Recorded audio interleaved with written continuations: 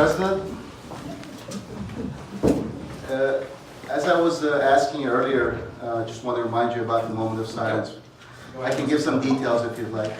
Why don't you go ahead and, we're on we modified the agenda, we voted to do that. We inserted what I'm going to call 6.5 between agenda item 6, which is the flag salute, and item 7, which is public comments. And it's a moment of silence for a respected community member, and I'll let Mr. Porter talk to that. Thank you. Yesterday we had an AADUSD community member, a long-time resident by the name of Mike Shepard, Captain Mike Shepard of the Sand Canyon Fire Station, who passed away on the 14th freeway in an accident. He was also an esteemed member of LA County Unified Search and Rescue Team. And I would just like to ask everyone to hold a moment of silence.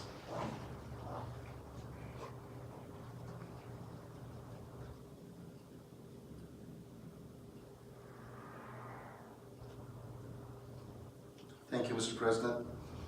Thank you, Mr. Porter. Item 7 is public comments. We've got 2 cards here. So I'll call you up in alphabetical order, last name. And everybody knows the little 3-minute rule by now. And the flashing light at 30 seconds. And when you come up, please state your name for the record. So, Ms. Iyer, you're first.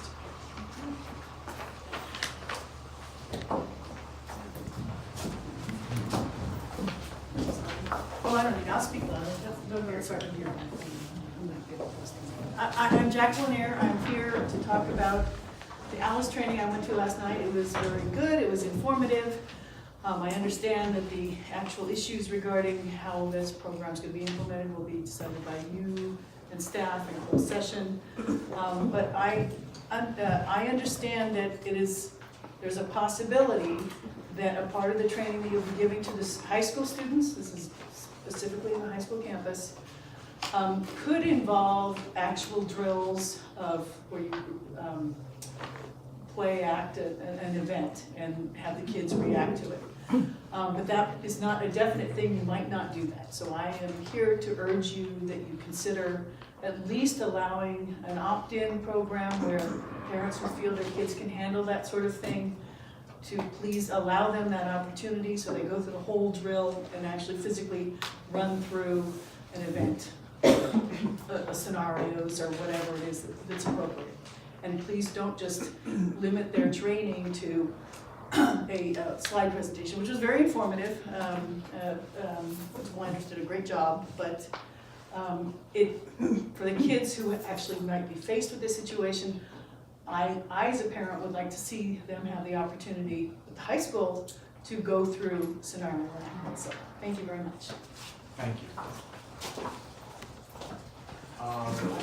And our second card is from Ms. Holland. Come on up, Ms. Holland. Be sure to state your name for the record. Thank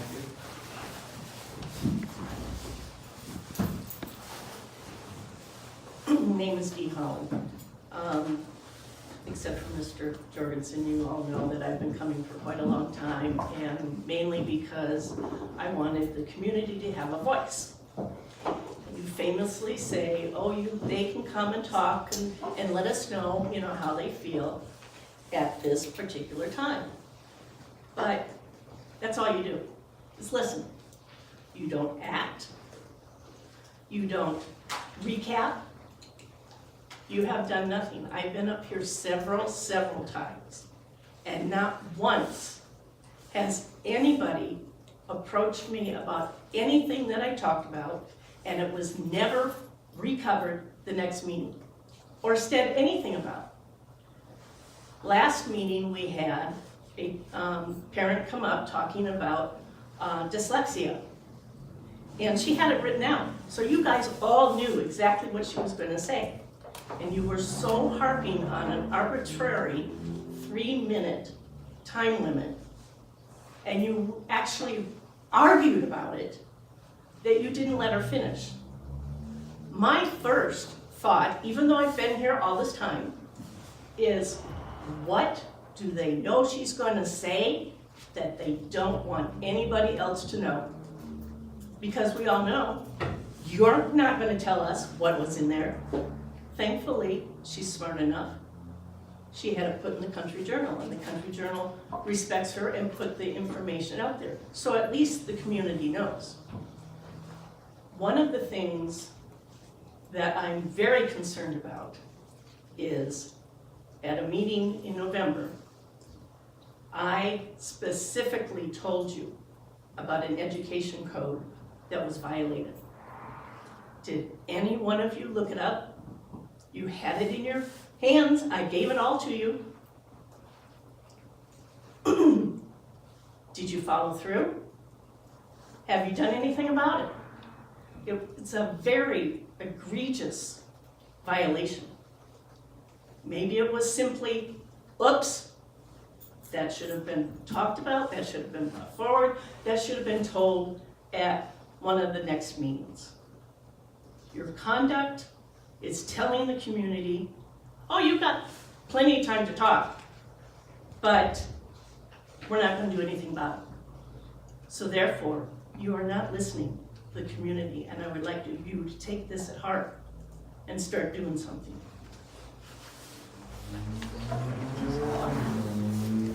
All right, that concludes public comments. Item 7.0. Item 8.0, AATA representative. Item 8.01. Do we have our report? She's not here. Melissa did tell me that they were gonna have a couple comments, so I don't know if she's running late, but. Okay. Maybe We'll come back to it. Sure. All right, 8.02, CSA representative. Nothing at this time. Okay, thank you.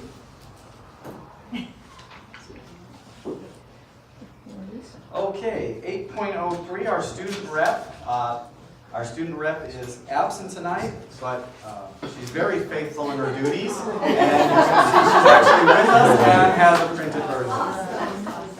Yeah, she's actually amazing. She is, I saw her yesterday in class, she's so responsible. She made this video with a couple student colleagues and then sent this to Yolanda and myself to share with you. And the board has a printed out version as well. Thank you. Just keep this going. But I still want to make sure that you all had updates of what's happening at all our Very three nice schools. of us to do it there. And to switch it up a bit, I have two of my friends who are going to come in here and help me talk to you guys. So I'll start off. At Meadowlark, they've begun to implement some PBIS strategies. Hello everyone! Sorry I can't be there this evening. It is my best friend's 18th birthday and I'm celebrating with her at her birthday dinner. But I still want to make sure that you all had updates of what's happening at all our three schools. And to switch it up a bit, I have two of my friends who are going to come in here and help me talk to you guys. So I'll start off. At Meadowlark, they've begun to implement some PBIS strategies, including using appropriate voice levels in different areas. These levels are 0, no talking, 1, whisper voice, 2, conversation level, 3, presentation voice, and 4, outside voice. These were introduced at a school-wide assembly and will be reinforced in the classroom. Morning greetings and morning meetings are also being used to address students' social and emotional learning and start the day off in a positive manner. Lastly, 4th grade participated in Walk Through California this week. This was an activity that allowed students to actively participate and learn about California's history and major events that helped shape California. Now I'd like to introduce our ASB president, Carrie Rodriguez, to read about High Desert. Hello guys. At High Desert, Career Day is happening tomorrow where students are able to learn and discuss different career paths with volunteers that all have many different jobs. Science Olympiad is happening this Saturday and we'd like to wish the 5th graders the best of luck. On February 1st, students will be receiving first semester and Medal of Honor awards. Also on February 1st, High Desert will be having their annual winter dance. To finish off, the High Desert boys soccer team season is kicking off with home and away games every Tuesdays and Thursdays. And now lastly is my best friend, the birthday girl, Sam Nell. Hi, I'm the birthday girl. I'm sorry I wasn't there. At Vasquez, today is food day, where clubs are allowed to sell anything that ranges from like In-N-Out to Krispy Kreme to Panda Express. We have it all. It's a lot of fun and it makes a lot of money for our clubs. Student recognition luncheon will be held next week to celebrate students who made the dean's or principal's list during first semester, which means you got good grades, so good for them. Mustang Television and VHS ASB are planning the Vasquez Road Show for the incoming freshmen. Lastly, Winter Formal will be taking place on February 1st. Just like High Desert's Winter Formal Dance, they will be hosted by the junior class. Bye, guys. Thank you, bye. All right. Thank you, Alyssa. Okay, item 8.04, submissions. Do we have any submissions today? We do have one submission from Scale Charter. Yes. And we have Mr. Chris Shockley, who is the executive director of Scale.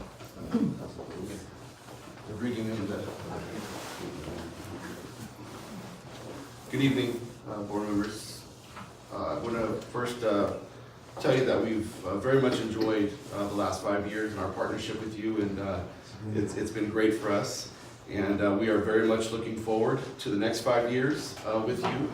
So I would like to submit our renewal with you tonight. And again, just appreciate your time. What school are you from? I'm from Scale Leadership Academy. My name is Chris Shockley, Executive Director. Thank you very much. Yes, sir. And my team is gathering. They've got the other folders here, so we're a little team effort. Yes, so Can't wait to read it. thank you very much. Okay, so those will be distributed to board members and administration. All right, 8.05 is new construction. Mr. King. Okay. So for new construction, just a couple things. Really the same thing on the field status. We're waiting for the field to be provided by the contractor until it's released back to the district. Once it's released back, they'll do a walkthrough to make sure that everything was done to specs, and we'll sign off.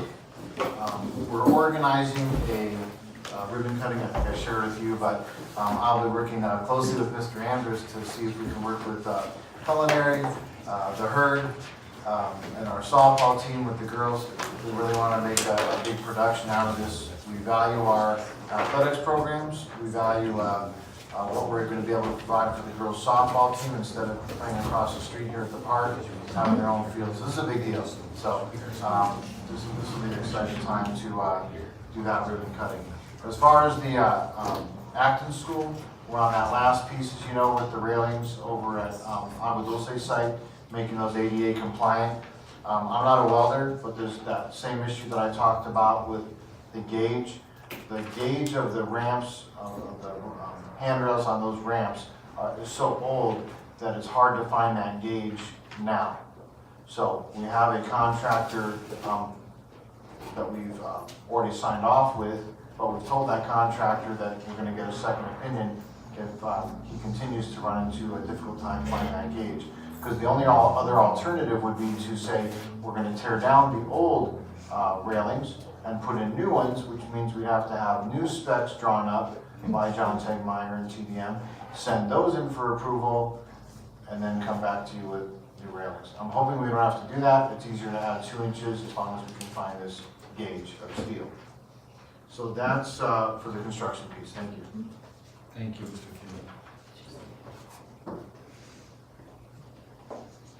All right. How about 8.06, your superintendent safety report? Yeah, I have a few things there, so it's a little bit longer than normal, but I really wanted to start by thanking Mr. Andrews for just doing an exceptional job on the ALICE training. I could not be there last night. I heard from several people that you just did an amazing job. Thank you for that. I've been to the other trainings you provided, which I think are similar, and he really just does a thorough job on that piece of it. In addition to that, he's also been attending the Antelope Valley Disaster Council, which is coordinated by the Palmdale Lancaster Emergency Operations Directors, which includes representatives from school districts, hospitals, Edwards Air Force Base, utilities, focuses on the coordination of services and responses to large disasters. We've been invited to join in a disaster drill for next October which I talked to the board about earlier this year. For this year, we kind of let each school do their own thing. For next year, we're looking at doing a coordinated effort on a larger scale, which I think, to Jackie's point, Ms. Ayers' point, helps us to be better prepared and helps students be better prepared. The Antelope Valley Education Emergency Planning Committee has invited all schools and districts to collaborate in safety planning. This group is working with law enforcement to construct a uniform tactical response and threat assessment protocol. It's our hope that valley-wide uniformity in our plans will increase the ability of first responders to support all schools during a major disaster. Because we're collaborating at this higher level, the tactical response plans and threat assessment updates will be provided to the board in closed session at some time in the spring. Not at the February 28th board meeting, but we have invited law enforcement to join that closed session as allowed under new legislation. Safety committee last week. The safety committee, district safety committee did meet last week. They're setting up site visits to assess the overall safety needs as well as AADUSD specific issues. There'll also be staff surveys sent out to elicit input from all employees. So that concludes the piece for Dan Andrews, what he's doing in terms of district safety and disaster business. I do have a traffic safety report. I heard both from Tracy Castan as well as Jackie Ayers. Unfortunately, the SRTS proposal was not recommended for approval by CalTrans staff. However, the proposal has been entered into the hopper, as Jackie says, for the regional program funding, so there's still hope. The scoring relied on traffic statistics from UC Berkeley, Tim's database that admittedly only reports 40% of all accidents and does not show that any serious accidents have occurred at Crown Valley near the freeway ramps. The CHP database correctly reports the accidents on Crown Valley. The concern is being reviewed by CalTrans. I specifically want to point out that on February 4th, county staff will be presenting details of their new traffic safety initiative at the Acton Town Council Meeting. The public is encouraged to attend. Hopefully some of the measures they are considering will improve the safety along Crown Valley, Soledad, and Escondido. Just the last piece I'd like to share is on the corridor management on Crown Valley Road. Just want to report that the office is working diligently on requesting the installation of temporary barrier and pedestrian signage, installation of signs to warn motorists that cross traffic does not stop, increasing some sign sizes to make them more visible, and getting an updated status of accident history at this interchange from the local law enforcement agency to increase awareness of stop control and refurbishing the striping. So that's it for that piece. Just to let you know that Tracy Castan does plan on approaching the next LA County Board of Supervisors meeting to use her 3 minutes that are allotted at that meeting to express her concerns. And that concludes the safety report. Thank you. Thank you, Mr. King. Okay, which brings us to the superintendent report, item 8.07. Yes, I got a few things here. The first thing I wanted to share with the board is that we have these Stay-Gold coins. And in cabinet, we've been discussing these on and off over the past couple of months. But what they are is a coin to acknowledge our employees. So on one side, it has Stay-Gold with the district emblem on it. On the other side, it has what you see on the right there with the bell, and it says Acton AADUSD Unified School District.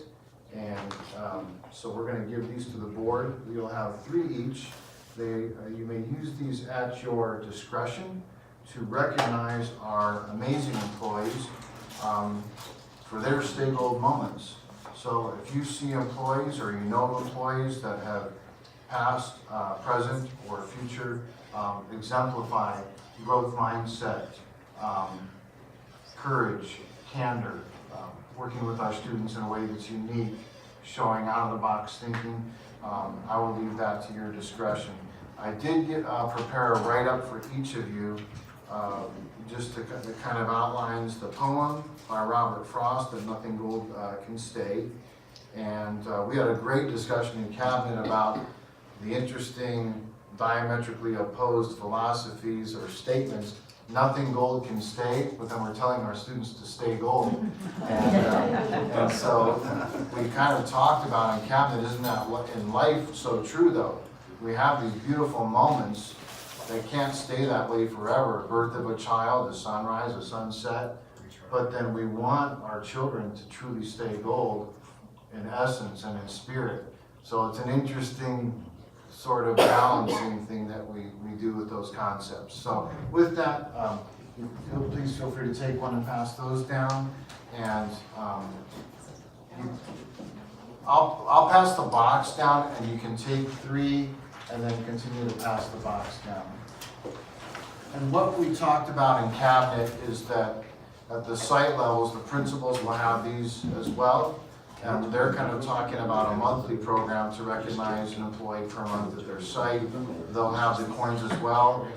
Back in August, we started with the bricks. So each site and the district office has a Stay Gold brick. That brick has been making its way around the district office. I think it's currently in Lynn David's office at the district. And so it's been nice because you get the brick with a note, and the Post-its are kind of like pay it forward, stay gold. And somebody personally thanks you for something that you've done or recognizing you for, and so it's been nice to get that when we're all busy and working hard.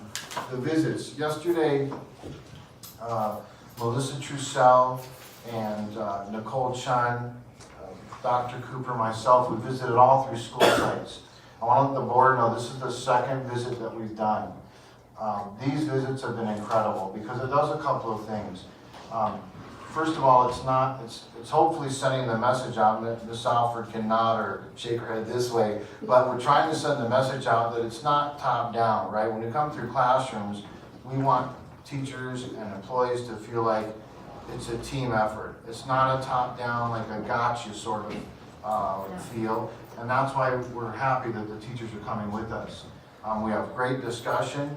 We walk for about 2.5, 3 hours, and then we sit down and we meet and we talk about the things that we saw, what we observed students doing. And truly, we're not looking at teachers, we're looking at students. We're looking at students, what they're doing in the classroom, are they engaged, and those sorts of things. Just to give you some quick examples, Amanda Whitaker, she's a first-year teacher. She teaches social studies. Oh my gosh. We walked in there yesterday and every student was fully engaged. They were doing trade through Africa. So they were in groups organizing trade. They each had their own map, and they had little icons of what they were trading. So the students that were in the center of the trade industry had the most icons.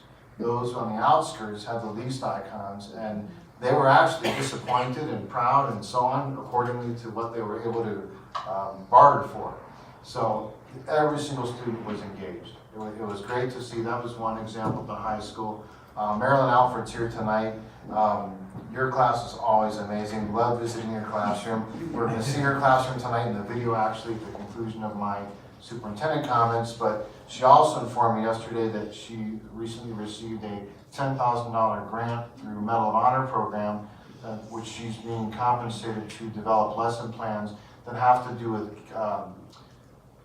correct me if I'm wrong, the ethics of science. So when we talk about STEM, science, technology, engineering, mathematics, and art, and STEAM, STEM and STEAM, but there's an ethical piece behind all of that. So when we do research and design and so on, are we doing that in an ethical manner? And the onus is on us when we're doing laboratories and working with students to teach them about the ethics of science. So I think this is a fabulous grant. Thank you for acquiring that, and I applaud you for what you're doing in your classroom this hour. It is fabulous.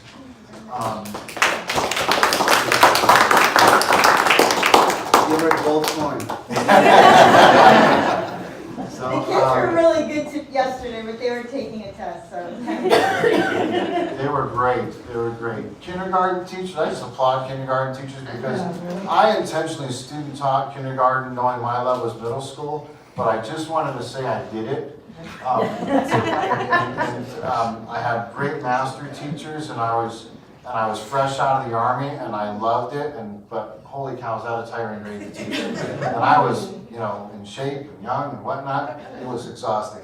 But our kindergarten teachers are amazing. They do a great job. It's obvious they collaborate.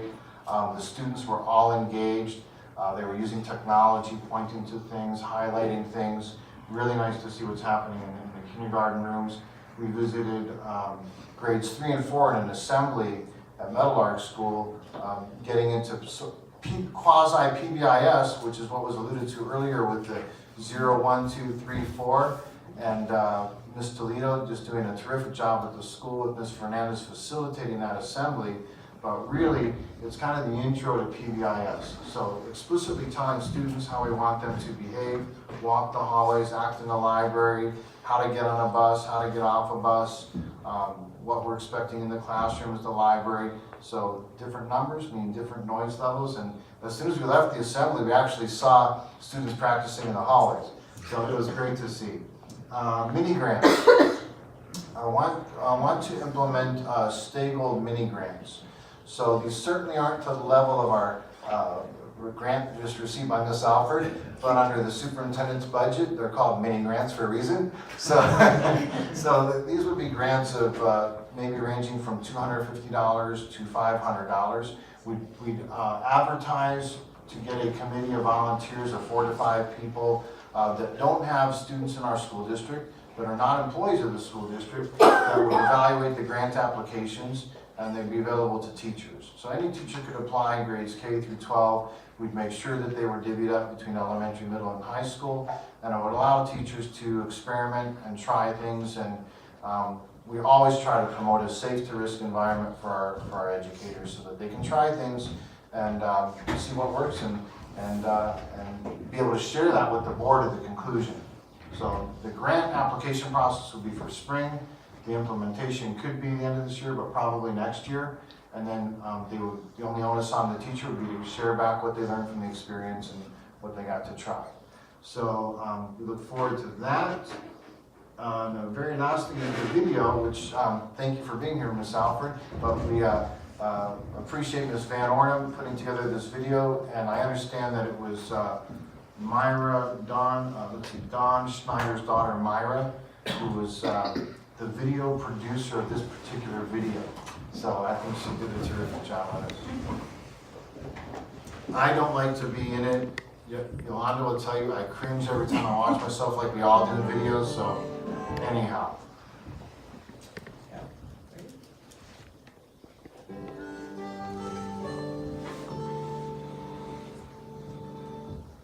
The mindset piece goes back to working hard, the effort we put into it.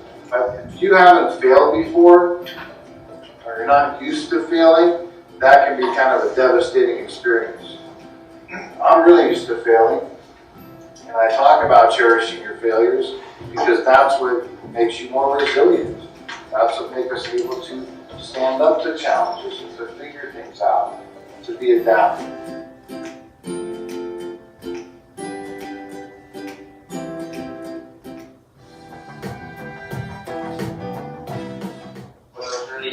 I used to do basketball and I trained really hard and going through a lot of trainers, and then I got better. And then now I work several days a week with trainers to get even more better. It's good to challenge yourself so that you know how to fail. If you don't learn how to fail, then all of a sudden you could get up against something where you either say, I'm going to quit it, or I'm not going to try, or it's too hard. So there's studies with little kids, they gave them puzzles, and these 6-year-olds all solved the puzzle real easy. Then they said to the kids, who wants to do the same puzzle, and who wants to do a harder one? There's some kids that on the natural, they go, I want to do the harder one. But why would they want a harder one? The challenge. The challenge, They like right? the challenge. Right? Well, why would another child want to do the easy one again? Why do they want to do the same one again? So they don't have a challenge. Same thing in life. You always want to be, challenging yourself. You want to be afraid of it and learn how to fail. King's words inspired me when he said, work hard and things will become easier. Because as a barrel racer, I have to work hard to achieve the goals that I want, and if I hit a barrel, I don't let that affect me. I just go back into practice and I work to improve my mistakes. And when I go back out, I just try my best. The thing that really inspired me about Mr. King's words is that he had many major setbacks in his life and he didn't let that determine who he was as a person. An example would be if you get a bad grade on a test or in sports, if you get an injury, always work hard to make sure that you get to where you want to be. When I went into high school, I worked hard at only some things. So other things I didn't work hard at, so my grades were kind of like lopsided. I got good grades in things I worked hard at, you know, and other classes that I didn't care as much about, I didn't work as hard. I didn't have, you know, really good grades. So I don't think I'm smart enough to go to college, so I think I'll go into the military.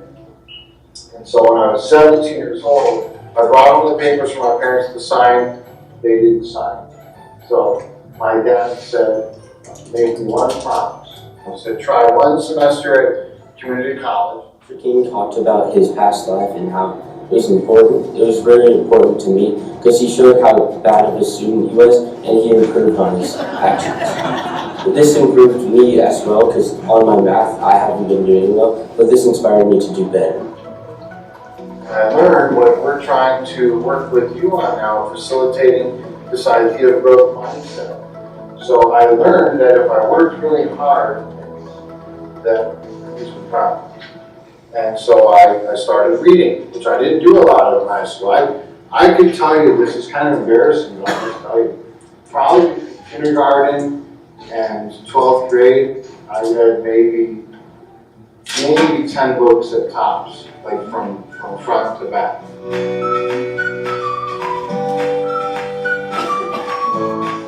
I had to study really hard to get those grades at Pierce because I hadn't done the work that you're doing right now.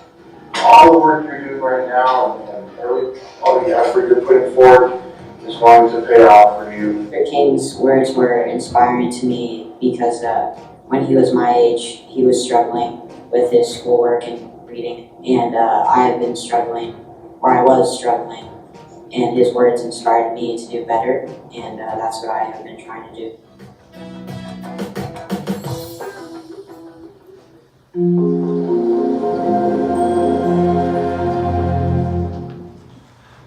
So I really appreciate your class and you making your class available, Ms. Alfred, and we did that in a couple of periods there. And I wasn't exaggerating to those students, just very quickly to put it in perspective, back in the day of payphones, I called my mom the day of graduation and said, I'll get to walk tonight because I was able to get a D in social studies instead of an F.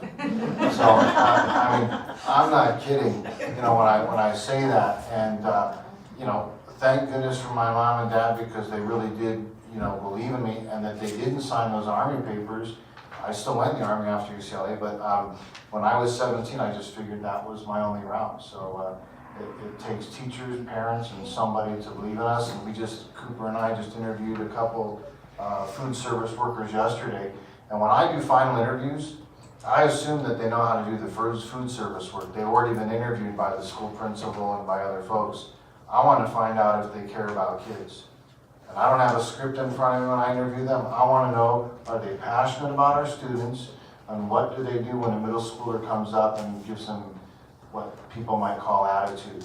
Because there's a lot that goes behind that attitude and you have to look beneath that. So anyhow, thank you. That's it for my comments. Appreciate it. Thank you very much, Mr. King. We are 8.08 board member comments, and we'll just start with Mr. Porter and work our way down the table. Okay, thank you very much, Mr. President. First, I want to start out by thanking our teachers for not being on strike. That's really nice of you guys. And I remember Tracy Costan and her husband often say that we're lucky not to be a part of LA Unified, and I agree with that. We're very lucky to have our own unified school district. And in the years that I've been on the board, there have been times that, you know, I can understand the teachers might have considered that. But I appreciate that they've always worked with us, and we're in open negotiation with them right now, and I wish you and your staff the best, too, and everyone with that. I want to thank my fellow board members. We have an incredible board right now. We have Mike, who's such a methodical and deep thinker. He's a high-end engineer at Boeing. We're so blessed to have him here. We have Kelly, who in the short 12 or 13 years that she's been in education, she's gone from being a teacher to a director of her district, which is, I think, very exemplary. And it's just incredible to have someone like that on the board. And the same in the same area goes for Mr. Jorgensen, who it was just incredible that you've been a teacher here for decades, and when you put your hat in the ring, you pretty much went across country and didn't do any kind of campaigning or anything whatsoever. And it's just incredible how he had such high number of votes and approved by the community. And I think that just says a great deal. And we have, of course, Mr. Falsgraf, who is responsible for a huge budget at his work for very high-end municipality, and deals with all kinds of different negotiations, and not only the proper way of running a big city like that, but actually breaking things down to measurables where you can study the betterment of certain standard operating procedures in an institution. And I think having all these different insights, we're just we have a very good board, and we do have less children as we would have in the past amongst the board members. We have Mr. Falsgraf's daughter and Mr. Fox's daughter. That's all we have right now. And at times we might have had 7 or 8 or 9 students between all the board members. However, with Mr. Jorgensen being so involved in the school still, and all the other board members being so involved, I think we make up for that. The second thing I wanted to bring up is we've been having our governance classes recently, where we come on Saturdays and we sit down and figure out how to be better board members, basically, and how to work better with one another. Now, these classes, just speaking for myself, I have kind of turned into what we want our legacy to be, and what we want our goals to be as a board, which I think there's a lot of benefit to that, because if we come up together with a vision, then we will get along better as a board. However, just speaking for myself, I would like to see some element of that return to perhaps the original idea behind the classes, which was proper governance and correct protocol and standard operating procedures. And perhaps you're going in that direction, I'm not sure, because we're not done with them. But I think they're a great thing that we're doing, and I truly appreciate all board members so far have been involved, and those who come and attend, everyone in the audience. And so we've had those on Saturdays. We had one last Saturday, and I think that overall it was very beneficial. And what I wanted to finish with, there's many times that a person comes up here and will make a comment, and whether we agree with them or not, we can't engage too much because we're taking an input. However, there are certain things that you say up there, a person can say up there, that must be looked into, in my personal opinion. And if someone comes up here and says that a law was violated, or an ed code was broken, first of all, I think we need to know the difference between the law, and ed code. And I always hear breaking the law, I hear violating the ed code. I don't know what the difference is. I don't know what happens if you break the ed code. That's something for our superintendent and lawyers to figure out. But a while back, we had a speaker here, Ms. Holland, about 3 or 4 meetings ago, I believe it was 4, and she pointed out an ed code that she believed we were in violation of. And I just want to give you some feedback personally, and just do this out in the public, because the assertion was made in public, okay? And that's Ed Code Title 1, Division 1, Part 5, Chapter 1, Article 2. She wrote a letter to all board members that she handed us here. And also brought up basically 2 other issues. First, I will address this one, then I will go back to the other 2 shortly and say what I have done about those things and what I believe as one board member should be done about them. So the Title I, Division 1, Part 5, Chapter 1, Article 2 states, as I tracked it down, that no school district shall provide any services, supplies, facilities, or equipment, or funds to be used for purpose of support or defeat of any ballot, measure, bond, or candidate, including but not limited to local elections and election for the governing board of the district. So that's what the code says. It's pretty straightforward. And the assertion she was making had to do with a letter that went out, and that naturally you thought there might have been funds spent in that. So I approached the superintendent, and he assured me that he had, before going out and doing that, vetted it with our legal team and our bond underwriters. So that, to me, to a great level, would legitimize your due diligence to a great degree. However, being faced with this exact Title I, Division 1, Part 5, Chapter 1, Article 2 violation that Ms. Holland asserts, I think that we need to perhaps talk to LACO or do whatever final thing we can do to establish this and make either a report or get back to her, because it's a pretty straightforward what the code says. And it could be as easy as a remedy of involved committees or things like that reimbursing us for our postage or whatever, or it could be nothing. But we should just look into it and report back, in my opinion, speaking for myself, reporting back publicly on this because it was the assertions made publicly.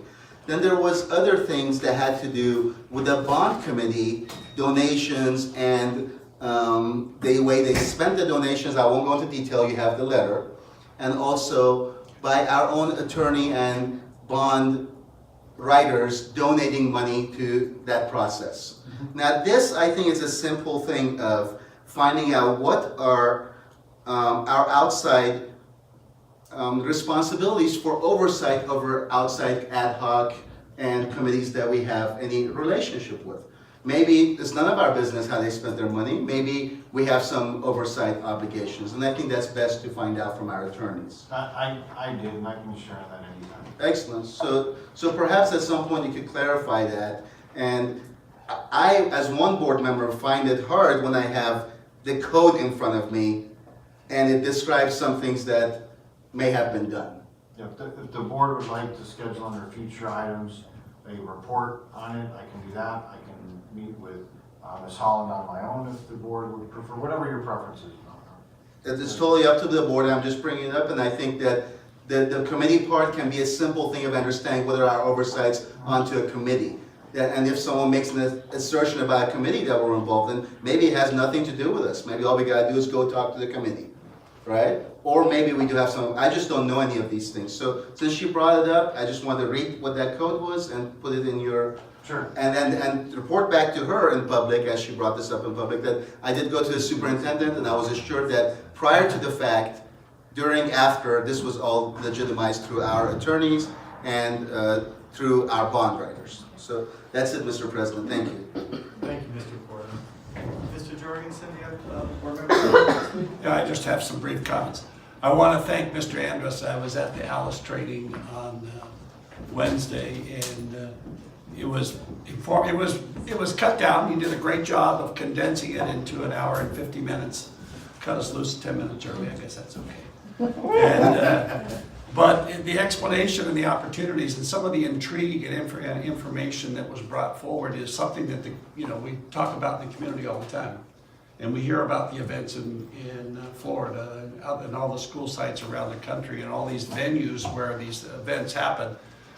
And there's a lot of emotional reaction. So he was taking the emotion out of it and being informative. And I thought that was very good, that we're going to take the initiative to look out for the safety of our students by informing them and our staff so that rather than have 1 or 2 people on a site being responsible, there's 35 people on a site responsible because everybody's in the loop. I was intrigued to understand that there's indications about using Twitter as a communication channel during these significant events, which helps get information out. I had some concerns a little bit about the verbal instructions that were going to be happening, because in my 20 years of emergency service on an ambulance, I know that it takes a lot of training and a lot of practice to maintain your cool when you're in an emergency circumstance and communicating, run, duck. There's a lot of that goes in. So I applaud Mr. Andrus and the presentation, and I'm looking forward to that continuing, because I'm going to be at each one of them. Because one of the things that I said when I wanted to run for the board is the first thing and foremost is the safety of our students. Community required. All of our sites are remote sites. They're out of sight from drive-by roads where people can't see. Something could be happening and our schools are removed from the sites, and it makes it difficult. He did note on some things that I'd already addressed with Mr. Anderson on a walkthrough 4 and with our superintendent about the safety of access to our front offices. In order for Alice to work appropriately, we as a board will need to consider appropriate times when you have recommendations about how we secure the access to our offices so that we have some perimeter of defense right off the bat. We've got perimeter fencing, but when they get to the office, they can just walk right in. And so those are issues that we need to look at. Anyway, I thank Mr. Andrus for his presentation. There was community members there, probably not as enough as we wanted, but still it gets the word out that we're making this effort, and I think at the next future trainings that we'll have, I concur with, where did she go? There she is in the back, she was there. That actually doing a live with the high school, they're old enough, they're mature enough to have an option for parents to say, I'd like, just like similar to our 15-minute program, to have that experience. We can talk, but if they can talk and then have some live action visual with some makeup to make it look as real as possible so that they understand. I gave the allude to my dad in the ambulance that before I got a license, I had to ride on a drunk driving accident. So he said, we're talking, now you're gonna see what's happening. I didn't drive for 6 months, scared the crap out of me. And I was like, okay. So I mean, but it's that approach that we entrusted them to be young adults, to be independent thinkers, to be critical thinkers. We want them to be proactive, see something, say something. We need to arm them with as much information as possible, so thank you for that. On that, we did do a walkthrough. He got tied up at the last second. The superintendent and I went through a walkthrough around Vasquez campus, and which I'll be coming to the other campuses in the near future. That walking around, taking a look at what's going on. Of course, you know, that's the campus that I came from, so I'm very attentive to every little thing that I see there, and it's kind of like, how do I bite my tongue and how do I not say something? But I do have the channel of communication to bring things to the attention of the site administrator and to the superintendent to make sure. I think it's important that we're improving on our site facilities that are going to draw parents to our schools and kids to our schools. So we need to maintain what we have.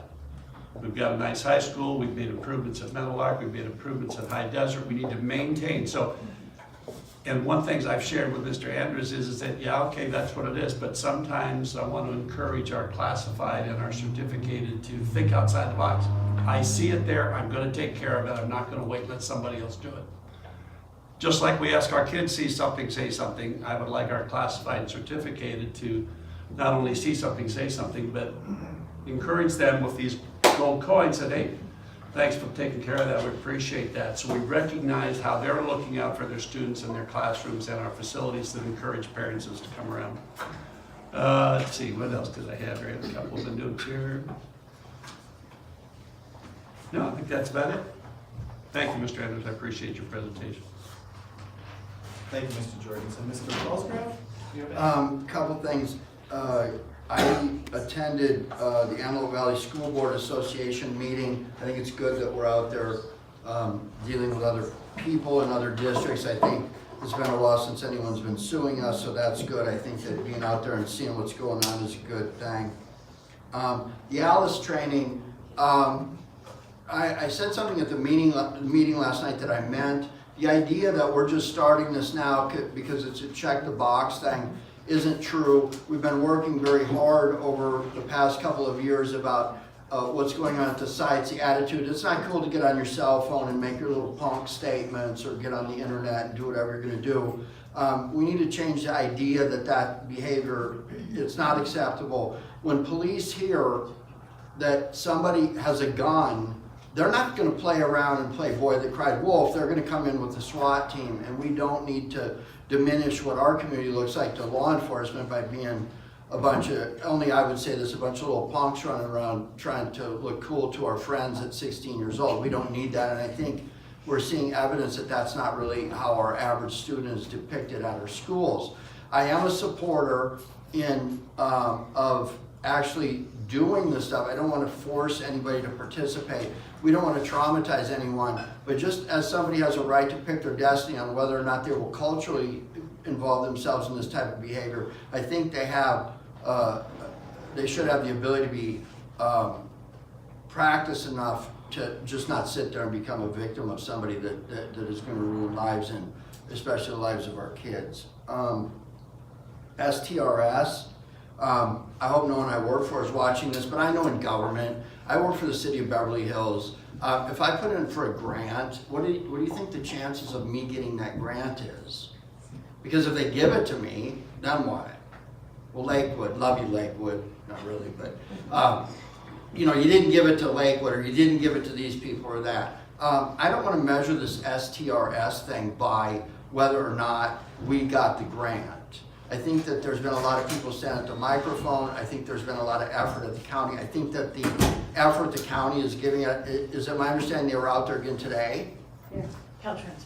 Okay, so whatever's happening, just because you didn't get the grant is not an indicator of anything. There's been a great deal of success here. My question would be, and you'll never get the answer, if you went to the people that decide the grant, why didn't we get the grant? Is the reason, again, only I would ask this, is the reason because you have 15 other sites that are exactly like that one, and the fear is that if you give us that grant, it will open the floodgates to similar situations elsewhere. But again, you're in the mix. I'm glad you are. I think that the communication between the town council and the school board and everybody else, as everybody understands their role, has helped out immensely. And the fact that there's work being done there for the last how many months, 6 months, is an indicator of success, and anything other than we're not going to be measured by if somebody gave us the grant or not. Maybe they will next time. If not, that shouldn't stop what we're doing.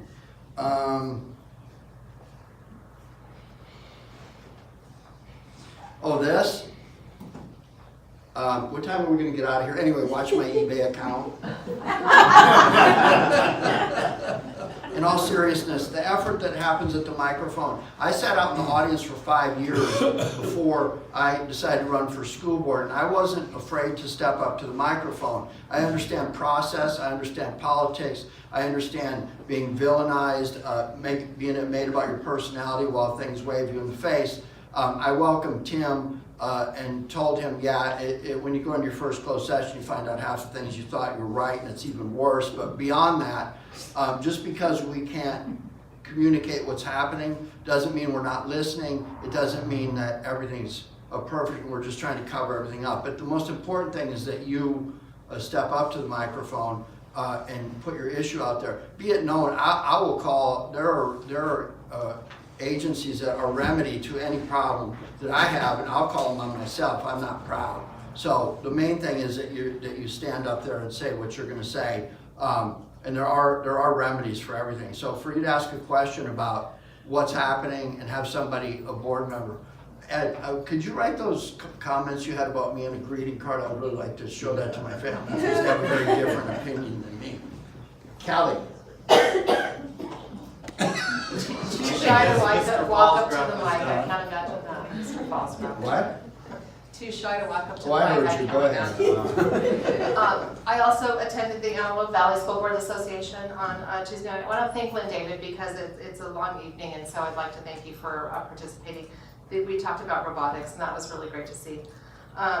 Also, at the LAXTA meeting, there will be talking about human trafficking, which I think is an important subject that we should try to.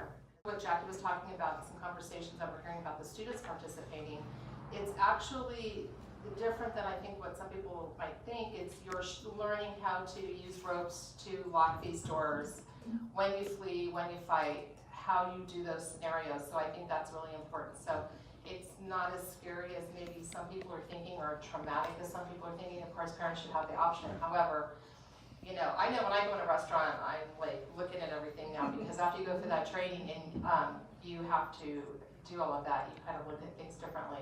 You know, it was a day of wearing jeans to work, which where labor happens, and I'm happy to say that I lived through every scenario. But you know, I did learn a lot, and there's a lot of things you'll do that you know. I could see the kids by getting a little bit, you know, excited, because I mean your adrenaline is going and you want to live. So, but I think that maybe making sure that we have clear what the training's going to look like, so we can communicate that with our families and with our community would be great. But I think it's a really important thing, and I think having our community involved is fantastic, because you just never know. You could be a parent at the school and you don't know what's going to happen. So hopefully never anything, but so thank you for taking that on, because it's a very great training. It's great. So thank you for doing that. And of course, our student member, thank you for the video. Please put that in the record and let her, if you could let her know that we loved her video. I will. So thank you for that. That's all I have. Okay, first I'd like to thank Ed for his kind words when he started. Thank you, Ed. Appreciate the compliment. And I want to just rest assured, I'm going to my 5th year as a board member, and I've always prided myself in listening, and I actually was in contact with Ms. Fosberg after the last board meeting, and we're just fine, and I invited her back to finish her presentation. Now I'm going to move on, because I'm the only board member who hasn't reported out on CSBA. I'll try to be brief, but I have to report out since I went at taxpayer expense. So I am, as I said, gone into my 5th year as a board member, and I've only gone once for 1 day of training to a new board member orientation my first year, which I drove back and forth to San Diego on the same day to keep costs down. This time, at the superintendent's suggestion, I went to CSBA in San Francisco for the 3 days of training, and you know, the truth is, it was a great suggestion. I'm appreciative that you made it. Board members, just like teachers and everyone else, a little bit of professional development isn't a bad thing, especially when you're, you know, you're managing people's hard-earned money. So I appreciate the opportunity to go, and I hope I can apply it here in my job for you all. So in that.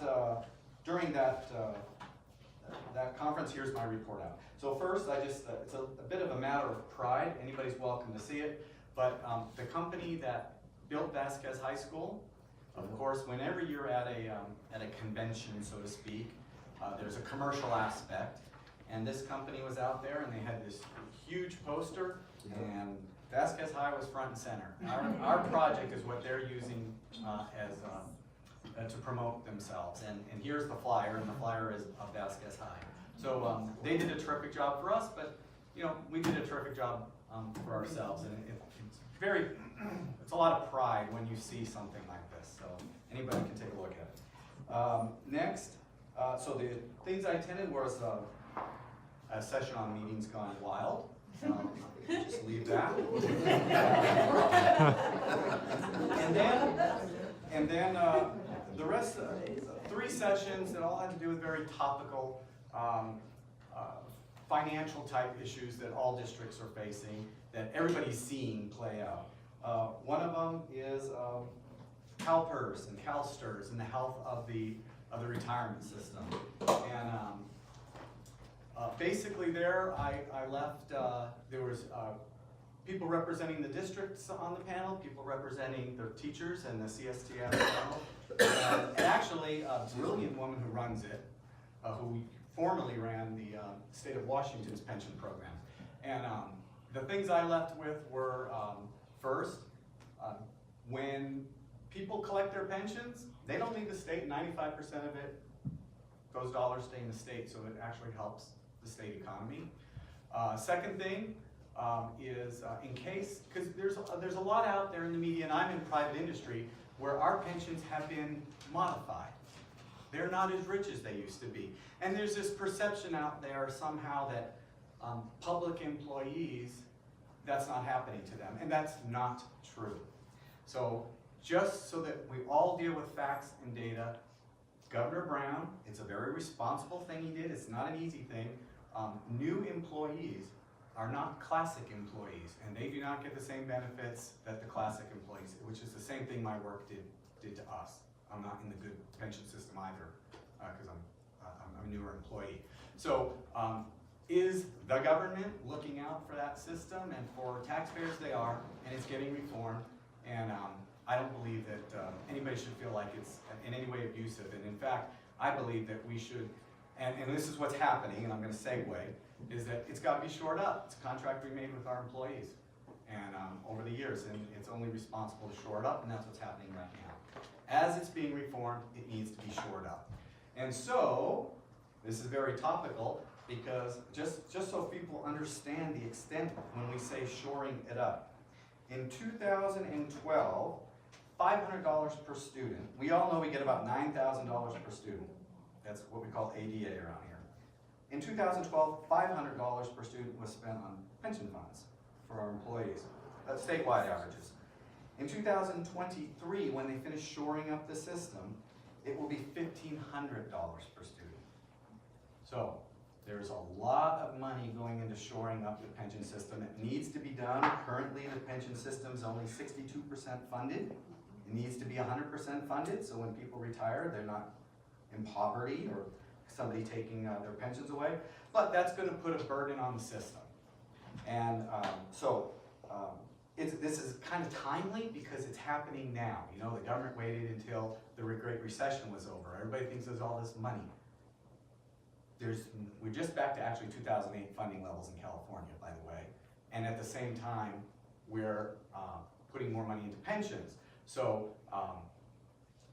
you know, what you see on the TV, it's hard. It's hard when maybe paychecks don't go up as much as you want, but that doesn't mean more money is being put into total compensation packages. And that's what's happening currently. The other thing, let's see. Oh, those are the classic employees. So if you're a teacher or a CSTA or any state employee, I hope you were hired before 2018 because you would be a classic employee. 2013, I'm sorry.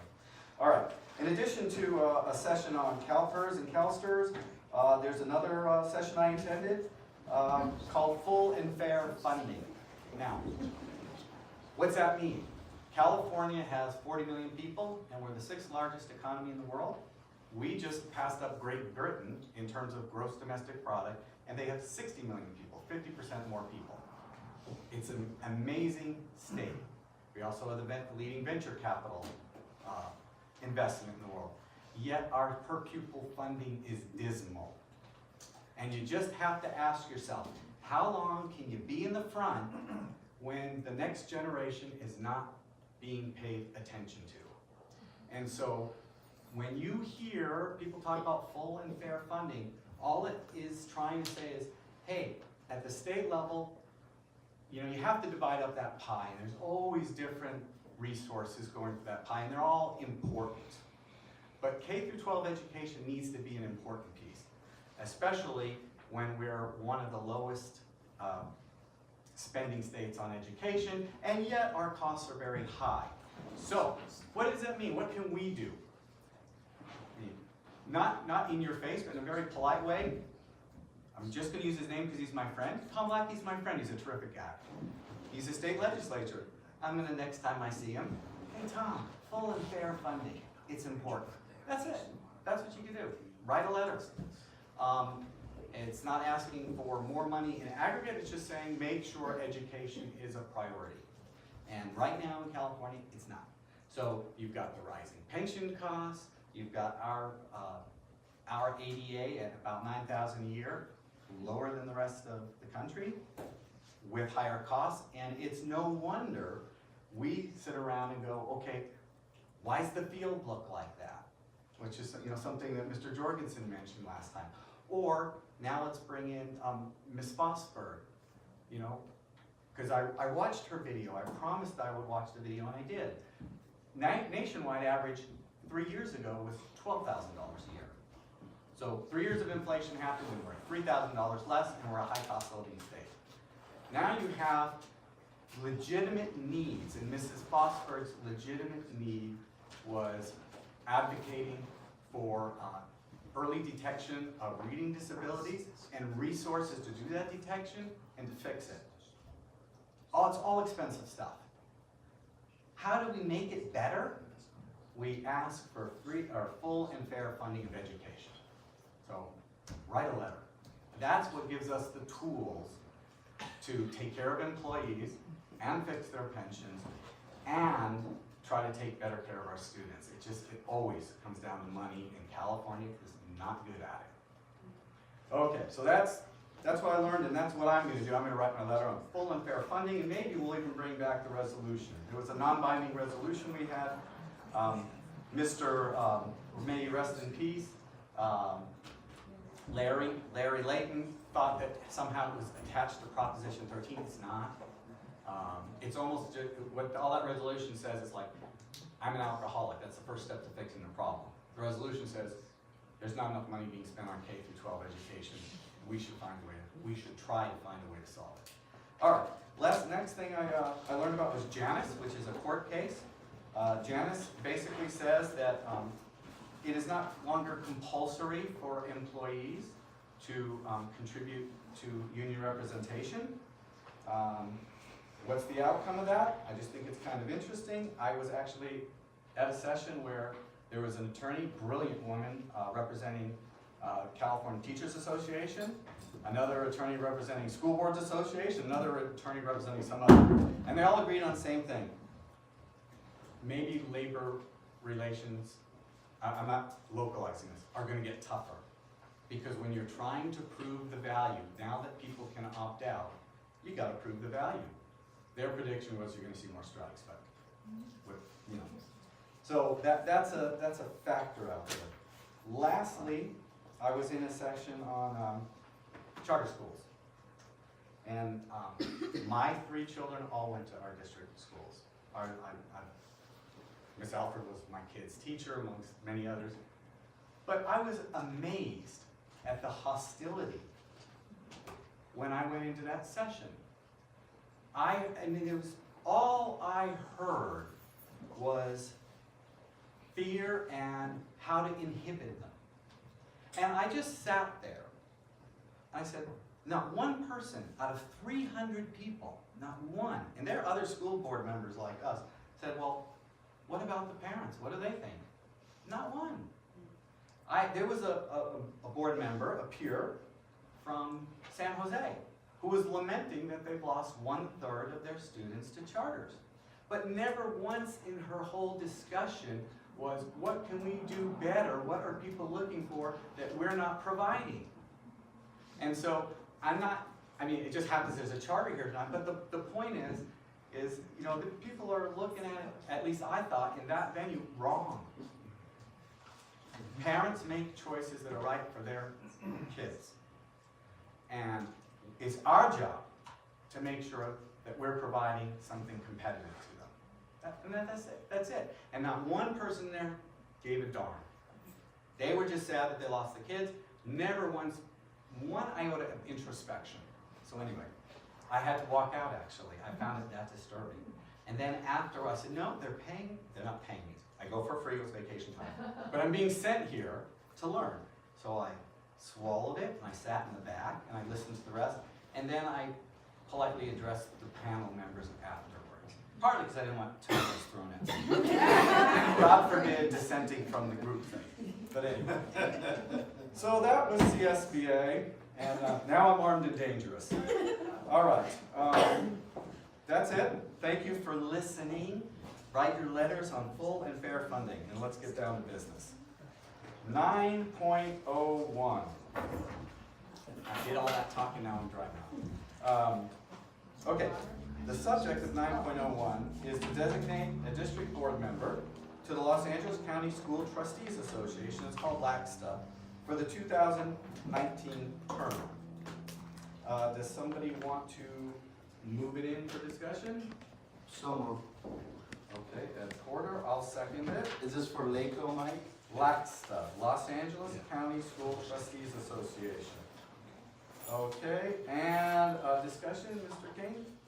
Really, this is a venue for the board. It's really a school board association format where the purpose of it would be for you to garner information, bring back information, and share with the other board members in public. And it's a conduit. It's a conduit for you to share information, network, and find out at that level what is pertinent. All right, and so I think what we're doing now is we're taking nominations? Correct. Okay, and I'm looking at my form. There's multiple spots there, so the intent to take one or more nominations, or one nomination have a vote, then more nominations and have a vote. I'm willing to go as president this year. If there's, I'll nominate myself. If you guys are okay with that, if you're not, just vote me down. So you just like your government, so we have a nomination, I'm sorry. a second. Okay, I'll let somebody else. Okay, I'll second. Oh, well, thanks. It's a little bit awkward. It's almost like saying I'm going to run for election. You're self-promoting just by stating. Is that, are you going to? And then a vote. Okay. If the first person is approved, do we go for a second person, or how do we do Just it? one. If you get 3 or more, if you can count to 3, then you don't need to go to a second. So who was nominated? I'm sorry. So there's Mike was self-nominated, Kelly second, and so now you'll take a vote. My thought was, I'm the president, I'll go this year, and that, and I'm done with it. Okay, all right, so I nominate you second. Call the question? Aye? Aye. Okay. Aye. Okay, well, there's a 5-0-0. Thank you for your endorsement. 9.02, we're going to do another one of these. Designate a representative to the Executive Committee of the Antelope Valley School Boards Association for the 2019 term. I'll nominate Callie. I'll second, or you can take. First move the item. Move the item in. I'll move it in. Ed Porter, I'll second. It's in. And then Ken nominated Kelly, and Tim Jorgensen seconded. Okay, Kelly is the nominee by Ken and Tim. First and second. Okay. Call question? Aye. All right. We now have representatives to 2 august bodies of peers. And I really commend the board. You've just stepped up on so many levels, and I've seen over the course of the past year and a half to how the board meetings are being conducted, to the governance workshops, to attending CSBA last year and this year, and now this piece. So just commend the board for your hard work. Just very quickly, if I could just say, when we were at the meeting the other day, Dave had mentioned how it's nice that our district is having some meetings here. Oh, good. Because we have not been represented for a long time, so I want to commend you for that as well. So they were happy that you were holding some of the superintendent meetings, and there was a tech meeting here. We had a tech meeting last week, and the first time the techs had ever been here. So They know that we're really here, that we exist, so thank you. And since you said that, I'll just tell you that apparently Lake's taken notice too, and has reached out to Miss David and asked if they could hold the Santa Cruz to Antelope Valley business meeting at our district office here on the 25th of February. Where would that be at? Where? Right here. We're holding it here. What I forgot to mention, we will be hosting one of the Antelope Valley School Board Association meetings here next year. I volunteer. Wednesday? Next Wednesday? Okay, we're ready. It won't be until next year. Good. They'll decide in January. So I said, oh sure, well, he'll be happy to do that, along with getting you to host the superintendent breakfast for the Antelope Valley. That's right. Region 15 AXA in February, so you will also be hosting that. So I did text you quickly. You did. So you don't have to do anything other than announce, but. Perfect, happy to do it. So if anybody else can come, Tim, get up and help. down the road. Yeah, so we'll make sure you get that information. All right, next on the agenda is our consent agenda. And before we move it in, I'll just say what the consent agenda, if it is moved in and approved, is comprised of. The minutes of our last board meeting on January 24th, that's tonight. So it would have to be 2 weeks ago or something, minutes, right? The minutes are January 10th. Okay, we'll just make that typo fix. Okay, minutes of January 10th. It would include the personal action report, It would include a fairly standard MOU between Alliant International University, a California benefit corporation. It's a university that supplies student teachers, or potentially supplies student teachers, and typically there's an MOU that's in place, such that they can do that, should we pick them up. So that's 10.3. 10.4, it'll also include the warrant register. So those are the 4 items that are part of the consent agenda. Do I have a motion to move in the consent agenda? I'll move. Thank you, Pam. Second? I'll second. Kelly Jensen. Okay. I have 2 quick questions that won't affect a vote. Okay. On the personnel action report, did we do an exit interview with the employee? Dr. Cooper? I don't know the details, that's just a yes or no? Not that I'm aware of. That's probably something we should begin to do. I agree. Okay? Absolutely. Not direction, but I think that's good practice in the modern workplace. And if I think it's good practice in the modern workplace, it's probably really good practice in the modern workplace. The MOU, that strengthens our SPED program, is that correct? It could, in fact. Thank you, I'm done. So are we voting for all, are we gonna have discussion after we open it up? Is that what it You can have discussion now, it's for the 4 items. is? For the 4 items? Because I have a couple of questions. Unless you have, okay. Do you think you'll have trouble voting on any of the 4, or you just have some questions? No, I don't think so. Okay, We can let's ask separate your them, questions you know. on any of the 4, and then if we have to pull anything out special. So on the Alliant MOU first, is that Dr. Cooper's gonna do it? So is that exclusive? That's the only sourcing for student teachers that we're gonna have, or can they come from other universities? They can come from other universities. This is just the arrangement with this particular benefit That is corporation? correct. So any one of the other locals that we wanna secure a student teacher in one of our sites, we're able to do that? Right. It's not restricted. The MOU with them. Okay, that was the one on that. That's the only thing I have on that. That we go into warrant? Sure. Any questions you I got just on had any a of couple these of 4? clarifying questions that I wanted to make sure. There's 2 items in there on 7 and 9 that say business services charters, 2 different entities, 38044 and 38043. Are those comparable services, or are those 2 separate? On page 7, Page 7, 38044. the first one, California School Fiscal Services, that's a consultant we use to assist us with the fiscal analysis So the of fiscal part. reports. Okay, and then the other one on page 9, 38043.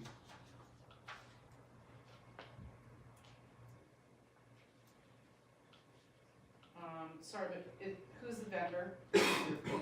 It's 38043. The vendor's on the left. On page 9. Yeah, it starts on, bottom 8 goes to 9, I think. The vendor's listed on 8. Business services charters.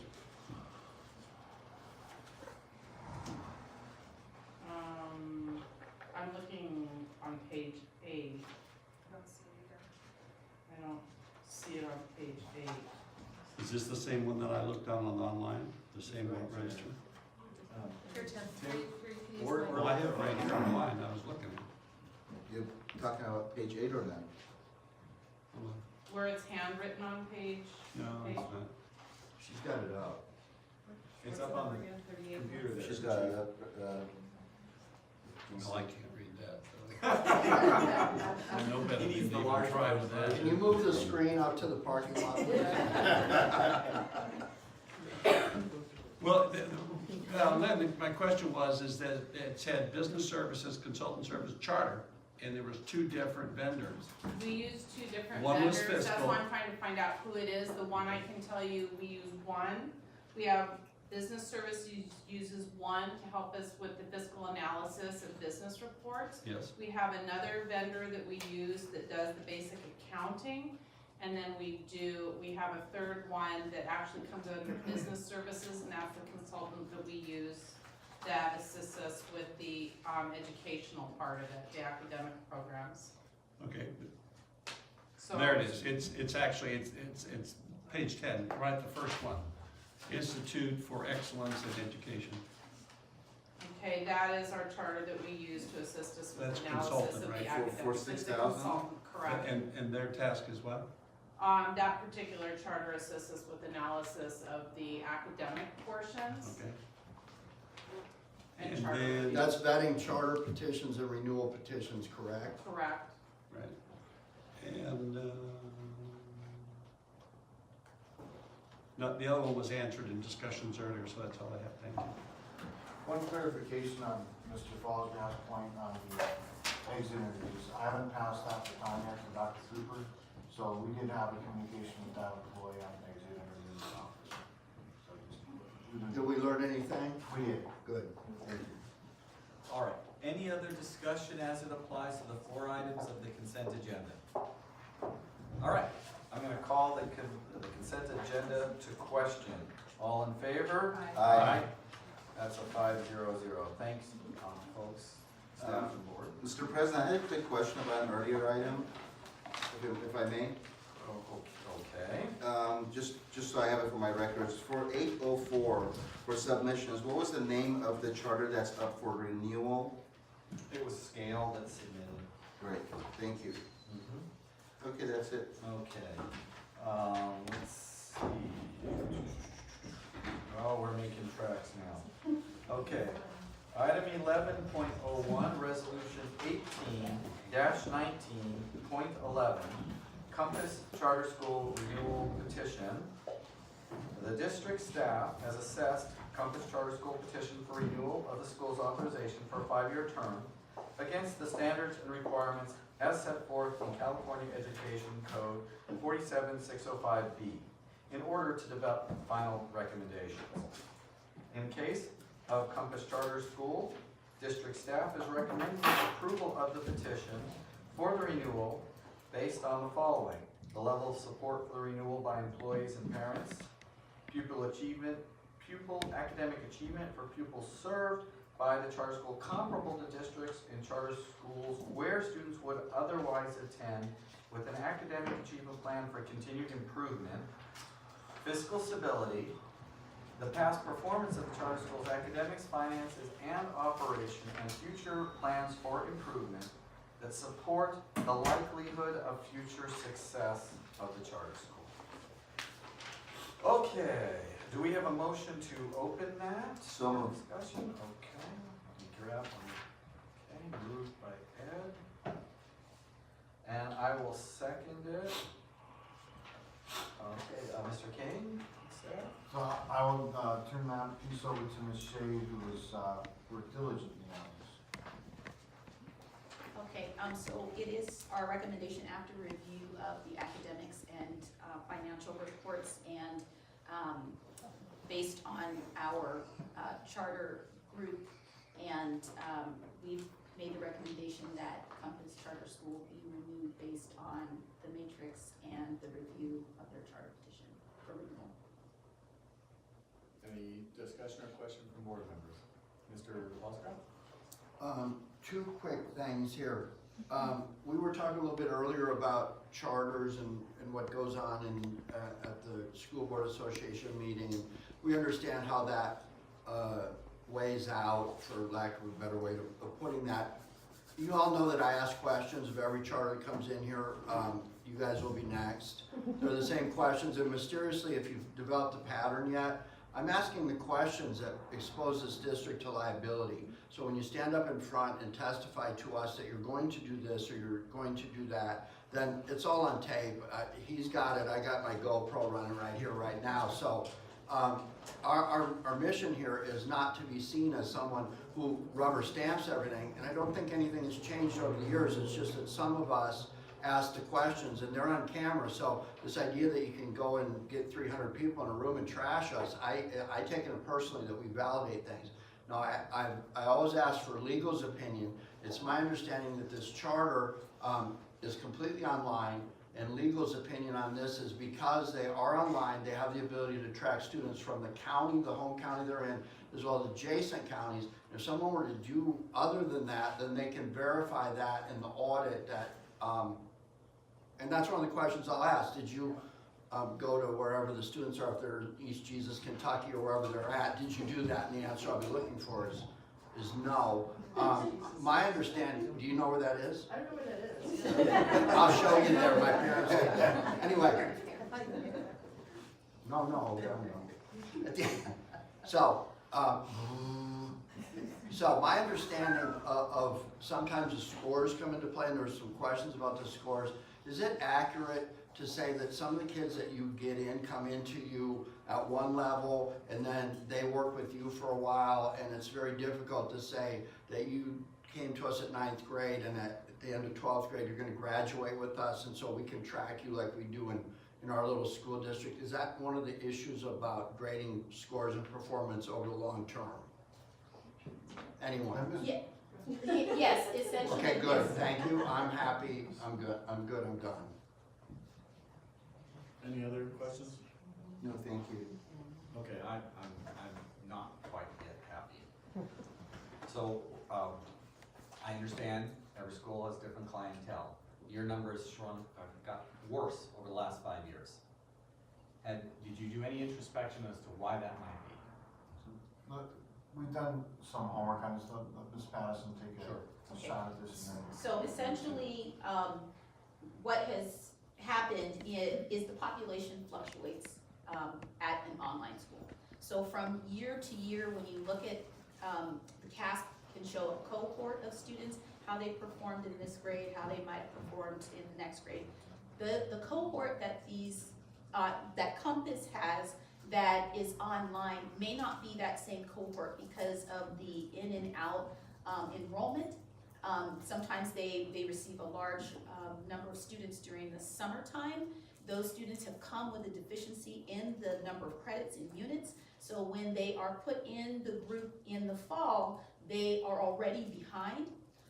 So what the CASP will do is to show the overall picture, but when you actually look at the scores of similar students, you will see that they actually had an increase. Also, they have a higher EL population that has come in and at-risk students. And that's how, with that kind of explanation, that's how staff finds that they're likely to provide a sound educational environment. I guess my question, I understand that, so that might explain those fluctuations in scores. But on a given student, do you have, I'm just curious, do you have ways of measuring their progress that is that you're using that I'll say is some sort of industry standard tool, if not a state test that doesn't exist to do that, an individual student, other than pushing them through the system and grade inflating them? Is there a tool you use to measure students' progress from when they come, even if it's only for summer, and when they leave to measure learning? Yeah. Yes.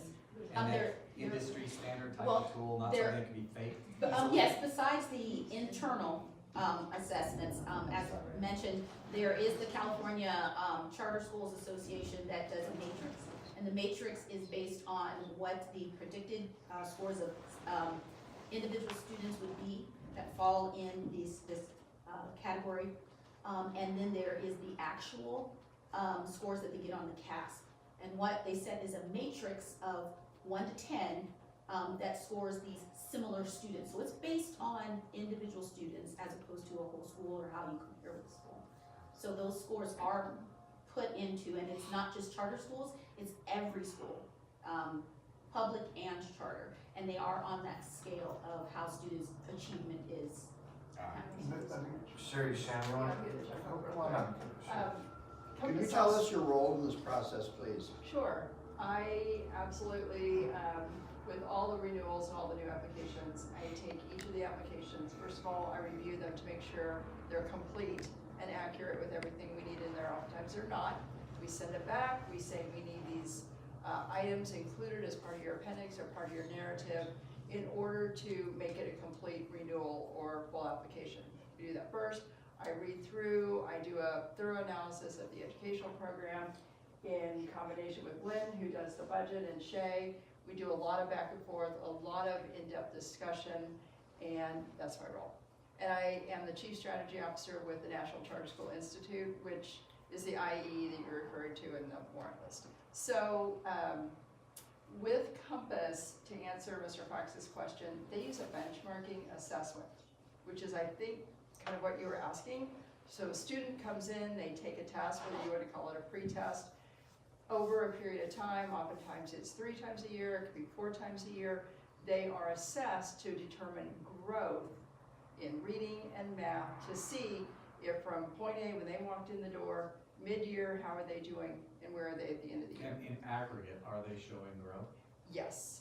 On a benchmarking assessment, I can, based on what they presented, I think another important thing to share with you is that we are requiring a school improvement plan, which they have put together and they have submitted, and that it will be monitored probably 3 or 4 times a year to make sure that they are on track and meeting those metrics that have been established. And that'll be in the MOU. Thank you for doing that. I'm entirely satisfied. You know, you see the numbers like that, and I know. So first of all, standardized tests don't ever tell the whole story, but I believe they're a good tool because at some point you've got to measure against outside entities. Otherwise, you know, you just pat yourself on the back and everything gets inflated and everybody's hunky-dory. Having said that, though, there's weaknesses in them, and certainly if in cases where populations are very dynamic, then you know you sometimes have to augment that with some other measurement of actually of improvement on a given student's happening. Are you guys using the STAR, is that correct? We're using iStation. What are you using? It's called iStation. Okay, thank you. So, you know, that's kind of where I was probing. You know, honestly, the alternative would be for me to cast a no vote, which I will not do tonight after this explanation.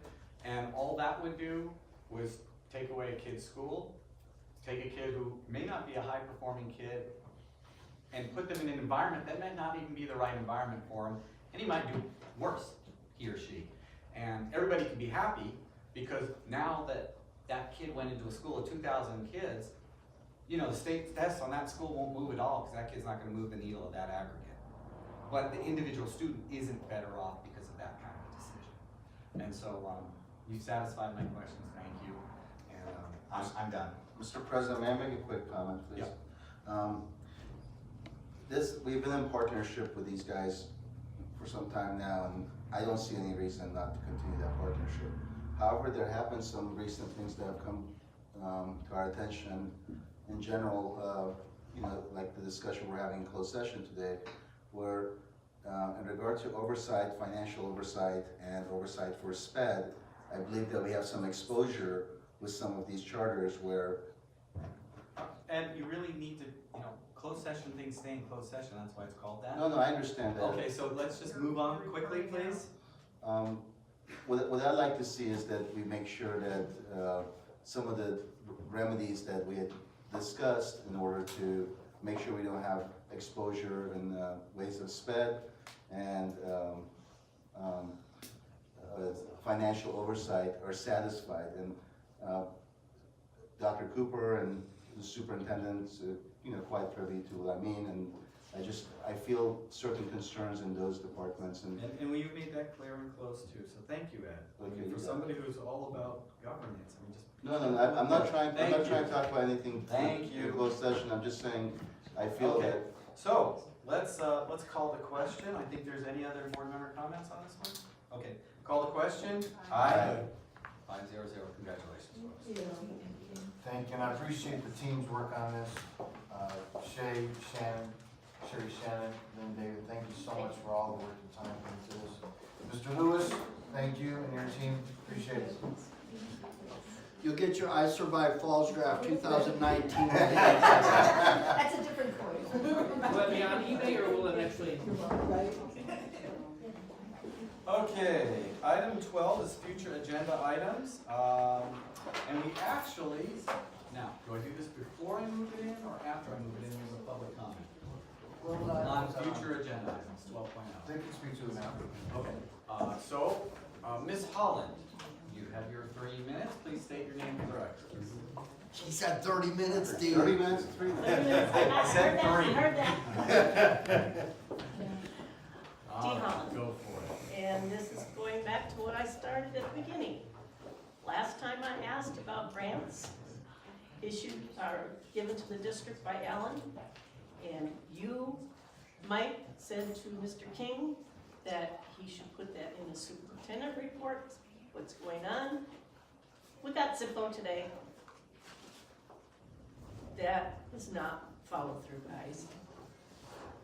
It's not good enough to just somebody get up here and say something. It's gotta be followed through by the board reports. So either you clarify that tonight, take care of it tonight, or you put it on a future agenda item. Thank you, Ms. Holland. Okay, let's see. So let's open up for board member comments. I'll go. Before we, I would just suggest that the fact that we just had a report out tonight on SRTS grants and a grant that Miss Alfred brought in, and in our case is giving grants. I feel like we cover things pretty well, but that's just me. So as far as the there's already a backlog of a high-speed rail presentation, a facility maintenance plan, an evaluation of future district projects in bond, and a school safety report, suicide prevention. I think for me, that's a fairly significant docket for future agenda items already, and I'm not for modifying the future agenda items at this point. Any other comments from the board? It would be nice, if not tonight, to just have some type of a calendar of when we can expect some of this stuff to pop up. I think the facilities report is coming up fairly quickly, at least I hope. Yeah, so the high-speed rail presentation, I think that should be sometime in February, maybe March, but we'll have somebody come in and work with us on that. You're correct on the facilities maintenance plan in February. The one piece that's not on here that I do have some dates for you to let us know is the third board workshop. So with Dennis Smith, we got 3 dates. They're all Saturdays again, March 9th, 16th, or the 23rd. And you don't have to respond now, Yolanda can follow up. But if you can just check on those dates in your calendars, March 9th, 16th, or 23rd, see what works. We'll keep it a morning again if the board like that. We gotta have it kind of cross-checked against the Masters of Governance. Yeah. Yep. Because I forget about that. That's in April. I thought there were dates before that. We'll get it straight. Okay. Thank you. We'll make sure you get it. So where I work, No, I have on my calendar March 9th, we're in Rancho Cucamonga. Okay, we'll get it. Okay. Just send us an email. That sounds like an There's exciting 2 of them, place. there's one on the 12th. When we reply to that email, of course, they're trying to get 5 people in one place at one time, so obviously do your best to say yes. March 23rd is Cosby. And March 23rd is Cody, so there are 2 of the 3 dates. So we may have to move something out to April or March or whatnot. So we'll figure it out. All right. Okay. Did you want to add it? We're done discussing? Yeah, we're done discussing. Okay. Yeah. All right. I would Now, hope- that's not an action, so I don't have to call for anything. Hang on, Mike. Oh, sorry. Where I work, when somebody comes to the microphone, it's typical for the chief staff person to have a discussion with that person and then make some decisions. And if you're looking at something that's being suggested that's to your detriment, ultimately that it doesn't show up, and that's probably not a good thing. I haven't survived 20 years where I'm at by doing anything other than that. So that's my comment. All right. 13.1 calendar, January 24th. Well, that's tonight. Our next meeting is February 14th here. And then presumably we have one on the 28th. We usually report out the next 2. So the next one will be the 28th. And Mr. President, on the 14th, Mr. King will not be there, right? Correct. That's correct. Somebody will hold down the fort. So you get love holiday, but we don't. That's great. So is Lynn taking your place? Yeah, Ms. David will be designated. Okay, nothing to report out of closed session. We took no action. And item 15, adjournment. So moved. Second. Okay, so that's. And it's 9:24, Mike. Thank you. You got it. Okay, call the question. Aye. Aye. Okay.